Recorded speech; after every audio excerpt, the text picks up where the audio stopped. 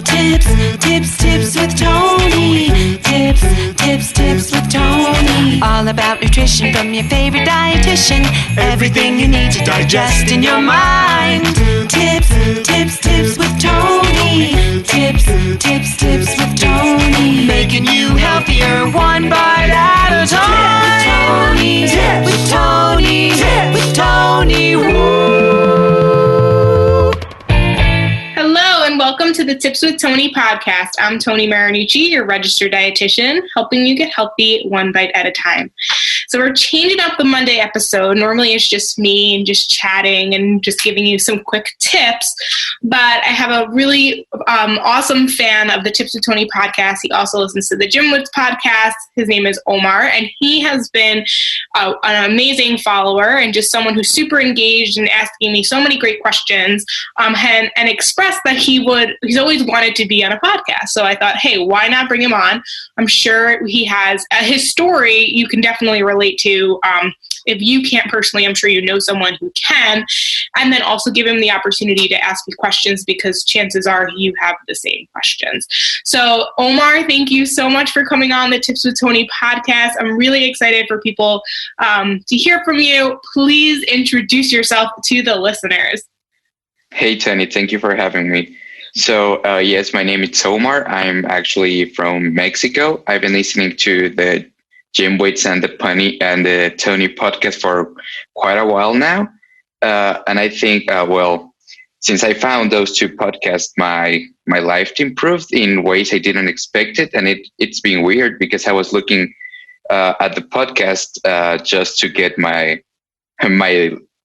gym clips better, right? To get something to listen to while I was working out. But I gained so much more than just muscle mass and weight. Oh, I love that. That's so sweet. Thank you so much for sharing that. So if you don't mind, and I know we spoke before, so you feel comfortable sharing this, I would really love for you to kind of tell everyone kind of where your health journey began, kind of how you grew up, the changes that you've made, the struggles that you've had, and where you're at today and how you got there. I know it's a lot, but feel free to, as much detail the better, I think. Right. Okay. So yes, when I was in elementary school, I was starting to get a little bit chubby. You know, when you're a kid, you're not really conscious about what chubby is. So you're just like, okay, I have a belly and my clothes fit weird, or you just don't mind, right? You just go like, oh, look, a pizza, and you eat it, right? So when I was in elementary school, I was just eating and doing whatever I wanted. But I lived with my grandmother, and she usually just cooked, not healthy stuff, like a lot of pasta with a lot of cream and no protein. And like I tell you, when you're a kid, you don't really know what that is. So you just eat and you don't care if you're fat or not. So anyway, I was starting to gain weight. I think I've been the same weight since I was in the last year of elementary school. Now I'm in college, third year of it. So you can get an idea of how chubby I was. But anyway, I didn't mind it. It was one time when I was with my dad, there was a person that actually made fun of me. Not made fun of me, made me feel less because I was overweight. I won't say who it was, but she made me feel bad about myself. And I think that's where I developed some body image issues, but I just didn't realize them until recently. Well, anyway, when I got into middle school, well, you know, you have friends that actually make fun of you, but like in a friendly way, you could say, but still some comments might hurt you, even though you don't realize at the time. Right. So, I decided I didn't want to be bothered or get picked by that, by being fat. So I decided to get into a health journey, if you could say. And I started to lose weight, but I did so very unhealthy. So I didn't know anything about health whatsoever. So I just started to go to the gym with my mom, working out like an hour a day, which wasn't the bad thing, but I cut carbs completely, which now I know it's the worst thing I could do. but yeah, I remember I was cutting carbs, just eating, I don't know, boring plain foods like chicken breast and chicken breast and chicken breast and chicken breast. Mm-hmm. But then I realized that I was actually losing weight really fast. So I was like, oh, cool, I like this. So I'm going to start cutting some other stuff. So now I just ate, like, I remember one time I ate just one chicken breast for the whole day. And the other day I lost, like, I don't know, maybe half a kilogram more. And I was like, oh, this is actually working. But then I realized that I was doing something bad to myself. Like I was not eating anything at all, but that chicken breast a day. So I kind of freaked out and just starting to eat normal again, but cut out on sodas, candies, dessert, just focused on eating what I thought was healthy at the time, which was just broccoli and chicken or fish and, veggies, like the regular diet you see on internet. So anyway, I did lose a lot of weight in middle school, and I actually liked it, and I remained with that weight, but now in a healthy way, all middle school and high school. But then in last year of high school, I gained weight again because I got into a relationship, and I was like constantly eating out or going to, I don't know, maybe a pizza date or whatever, right? So I gained weight again. And when I got into college, I actually realized I was, well, not fat, but chubby again. So I was like, okay, I don't want to be in that place I was before. So I'm going to get into a health journey, but this time it's going to be a good one. So I hired a coach in my gym, and I got with this dietitian as well. She helped me quite a lot. And in a period of over 8 months, I think I had lost 20 kilograms, but actually gained 6 kilograms of muscle mass, which I was super happy about it, right? Mm-hmm. But then I got into a point, I didn't realize it, but I was completely obsessed with everything. Like at the beginning, this dietitian taught me the how to weight my meals, how to portion them, right? Portion control, or maybe just eat this amount of carbs a day. And then I got introduced into one of the things I hate the most now, which is called MyFitnessPal. And I'll get into that in a minute. So I just didn't know. I couldn't care less if it was, 100 grams of pasta or 100 grams of rice, because I thought it was the same, right? It was just 100 grams. But then I got more into it and more and more and more. And I think I've lost myself in that path. And I think I developed what you told me was orthorexia, I think.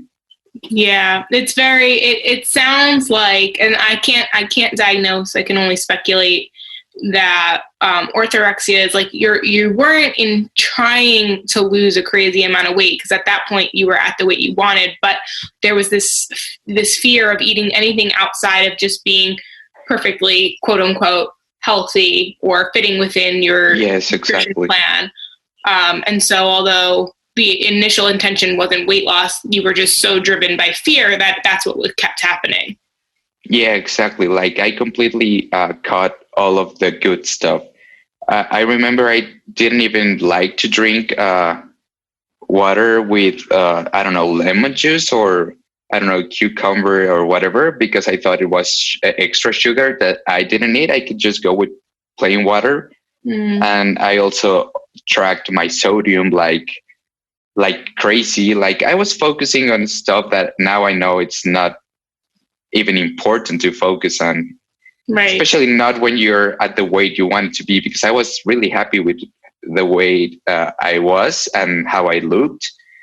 But anyway, I just ignored it. But that was like the worst thing I could do, because over a year or so, I started to get more and more and more into the fitness space. And I got more knowledge, and I actually started to investigate about nutrition and what was good. But then I got so confused, because there's a lot of information out there. Like someone might tell you, no, the better split is to eat more carbs, less fat, and a lot of protein if you want to build muscle mass. Oh, because I always wanted to build muscle mass because I don't know, it was just like a goal I had, but I have a really fast metabolism. So it's really hard for me to actually do it.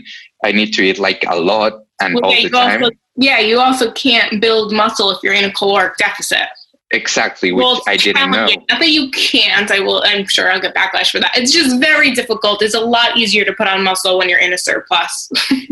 Yeah, exactly. And I was like, okay, this coach told me like, you just need to eat whatever you want, like junk food and sodas and whatever. But then my dietitian told me, no. You need to have a diet. You need to be in a surplus and eat this and that and that.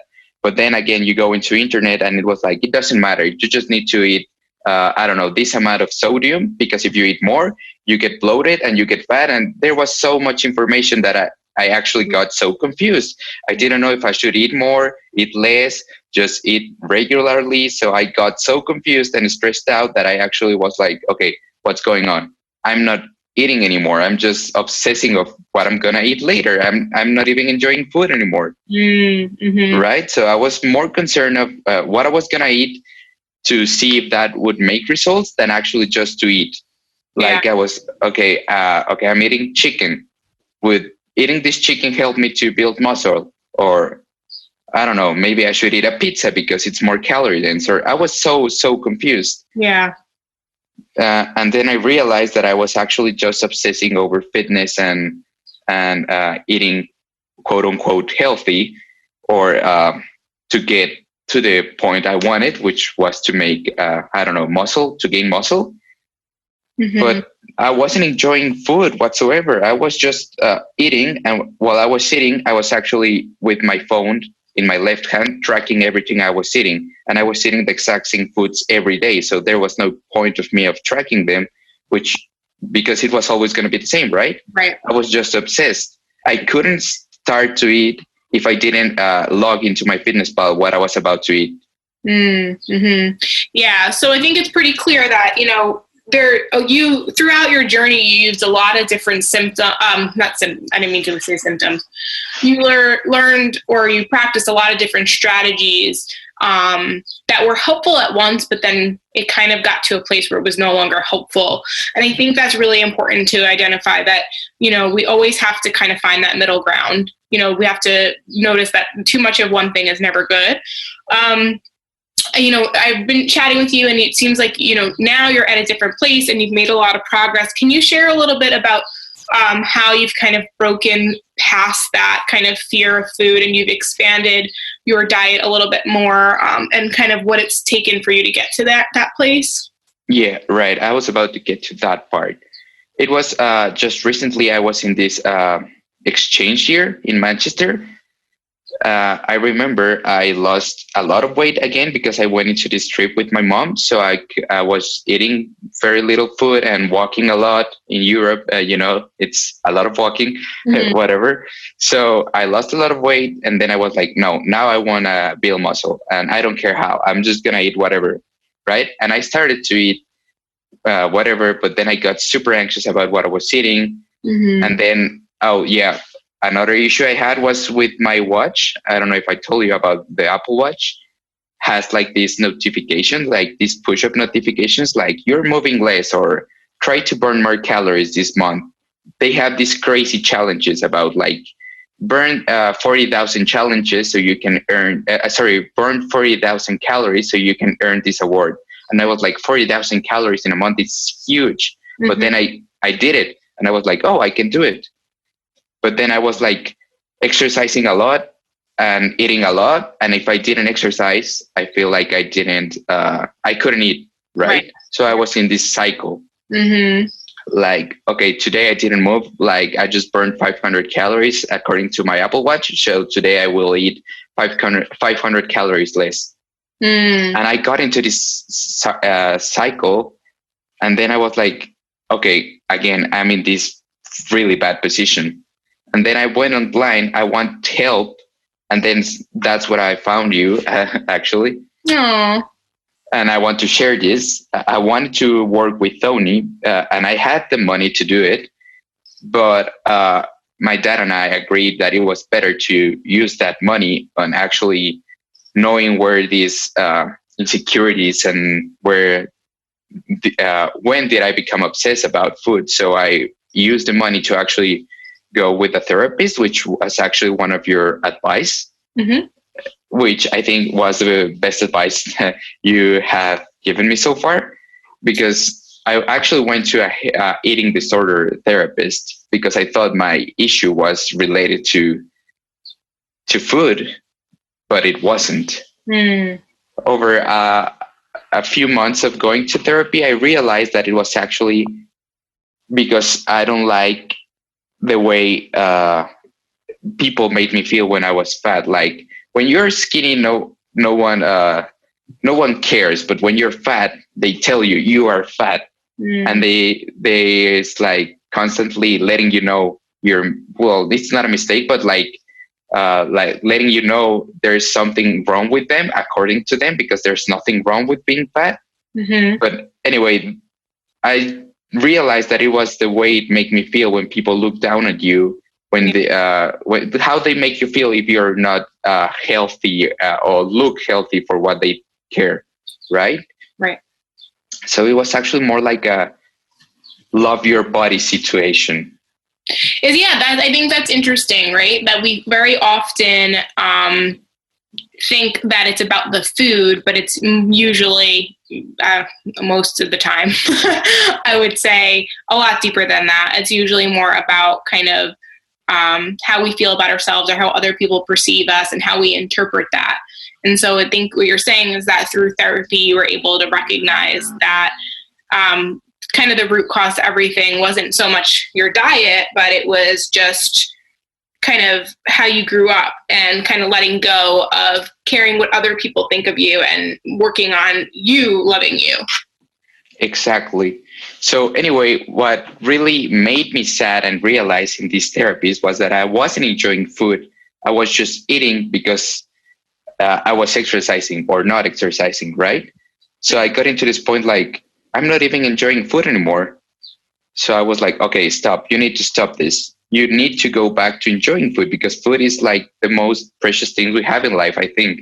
Like enjoying, a coffee with your friends, or maybe going out on a dinner and actually have really nice pasta or whatever, and actually enjoying the food and not think about what you're eating so much, was like, okay, I need to stop this, right? So I stopped completely. Every day. Yeah, exactly. Because it's something you do every single day, so you may as well enjoy it. Exactly. So I was like, okay, I need to stop this. So with my therapist, what I did was actually get rid of my fitness pal and get rid of my Apple Watch for a while. And that made me so anxious. But it made me anxious for just 1 week. And then I realized I was still eating healthy. I was still, now I was enjoying food because I wasn't aware of 100 grams of pasta or 100 grams of rice. I was just eating the food. I was actually enjoying it and actually paying attention to what I was eating rather than logging it to my fitness pal. Right. So that's where I got into this amazing place. Getting rid of my fitness pal and my Apple Watch was actually really beneficial for me, because now I didn't know if I burned 100 calories or 1,000 calories for that matter. I was just eating because I wanted to eat, and I started to following my hunger cues, which was amazing. I wasn't feeling like I need to eat if I want to gain weight, or I need to stop eating if I want to lose it. I was just eating if I was hungry. Right. Amazing. You also shared with me the other day, which was really powerful. And this is something that I think a lot of people, need to hear. We can very easily, and I was one of those people as well, I kind of got obsessed with exercise, and you can easily get obsessed with the numbers, not just with your nutrition and calories, but also with how many calories you burned, and you've expressed that. And you shared something with me where I think your goal on the Apple Watch, and you can correct me if I'm wrong, but I'm pretty sure it was the Apple Watch that said like the goal was to burn like 900 and something calories. And then you had done a workout and it said like 850. And you were showing it to me by saying, this is something that used to bother me, but now I realize like I don't even pay attention to it anymore. And so I think that's important, and I would love for you to expand on that a little bit more, but I think it's important to recognize that we want to stay focused on the fact that you exercised and that you took care of your body. And we also want to stay focused on the fact that maybe if your body was saying, I need rest that day, that you didn't exercise, and that's okay too. And that sometimes these goals are just not realistic, and we need to adjust them and make, kind of set them to something that is a little bit more realistic for us. Right. So, yeah, first of all, I think everyone, well, at least I would love to hear this in a podcast. You don't need to exercise to eat. Yes. Amen. You don't. Amen. Right? You need to eat to exercise, but you don't need to exercise to eat. Oh, that is good, Omar. We have to put that on an infographic or something. Yeah, of course we should, because if if someone told me that a few months ago, I would be like, okay, yeah, that makes sense, but I wasn't just following. So anyway, I remember I put my Apple Watch goal to 1,000 calories as a challenge with a cousin a few years back, and then never changed it. So now I felt like if I didn't hit that 1,000 calorie a day burn, I couldn't eat 5 meals a day, which is my usual, right? My usual day, I would just eat 3 and cut on carbs and fats because I didn't work as much. But then I realized that I need the fuel even when I don't work out as much. Sometimes I need the rest, like you told me. I remember I was having these great workouts at the gym, and I was like, yeah, I really feel like I'm doing something great. I don't know. I was feeling the music. I was actually hitting new weights and whatever.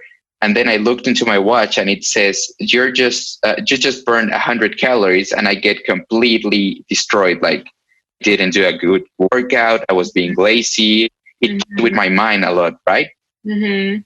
So then when I took the Apple Watch off, I was not concerned of how many calories I was burning, but I was actually enjoying the workout, which I hadn't in a year or so. Right.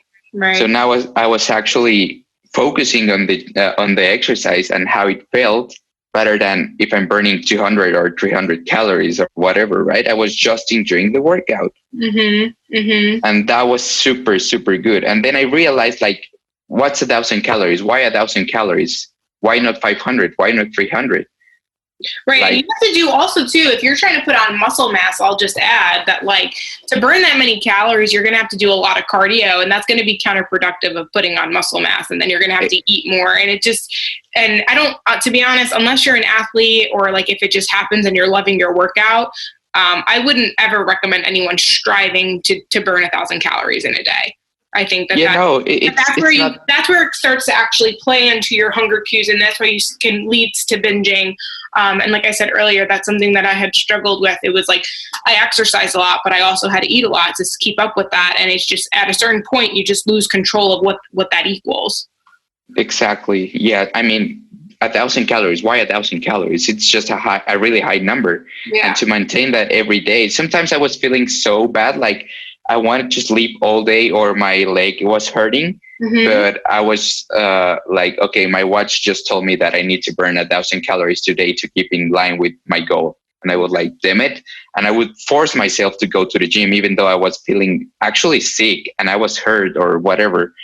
Right. So please don't do that. Yeah, I think that's pretty clear that's where you're pushing your body to not where it's supposed to be at all. I just want to share this. I literally just saw this on Jordan Syatt just posted this on his Instagram, and I just shared it to my story, and it's really good. And I think we could wrap it up with listening to this. Right. So he says, for one person, progress might be getting up and exercising when every ounce of their being doesn't want to. For someone else, progress might be staying in bed and resting when every ounce of their being wants to exercise. Progress looks different for everyone. And I think that we can agree that in the beginning of your journey, probably progress for you in the beginning was getting up and exercising even when you didn't feel like doing it.